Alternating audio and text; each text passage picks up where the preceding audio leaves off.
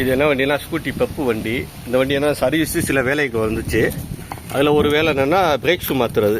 ஆமாம், brake shoe மாற்ற அந்த ட்ரம் இந்த வத்தியில் அப்படி கோடு கோடாக இருக்கா, இப்படி கோடு கோடாக இருந்துச்சுன்னா ட்ரம்மு போச்சுன்னு அர்த்தம். ஓயாமல் நீங்கள் பிரேக் ஷூ மாற்றுறாப்பில் வரும். இந்த மாதிரி ட்ரம்மு கோடு கோடாக இருந்துச்சுனாக்க உங்களுக்கு இந்த ட்ரம்மு மாற்ற ட்ரம்மு பார்த்தீங்கன்னா 1000 அந்த மாதிரி வரும்.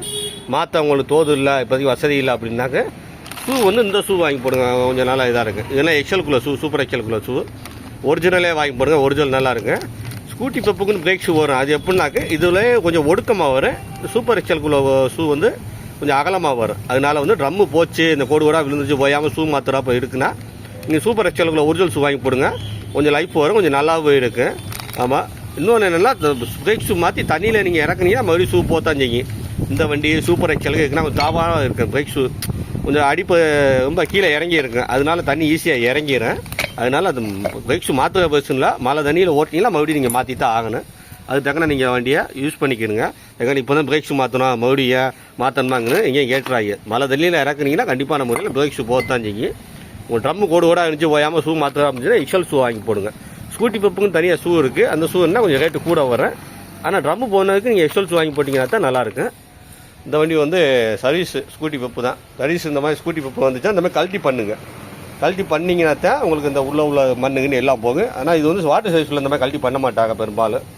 அதனால் ஜெகன் நீங்கள் ஒர்க் ஷாப்பில் விட்டு தான் பண்ணணும். சர்வீஸ் பண்ணிட்டு கண்டிப்பான முறையில் இந்த ஆயில் அடிக்கணும். மேலே டீசல் கலந்து ஆயில் அடிப்பாங்க. ஏன் அடிக்க சொல்கிறேன்னாக்க வெறும் தண்ணி மட்டும் பட்டுச்சுன்னா இந்த இடம் இத்து போயிடும். இப்போ ஆயில் கலந்து அடிக்கிறாங்களா அப்போது உங்களுக்கு இத்து போகாது, ஒரு லைஃப் வரும். ஏன்னா நிறைய பேர் என்ன செய்யணும், துடைக்கிறதுக்கு எரிச்சப்பட்டுக்கிட்டு மேலே ஆயில் அடிக்க வேணாம்னு சொல்லுவாங்க.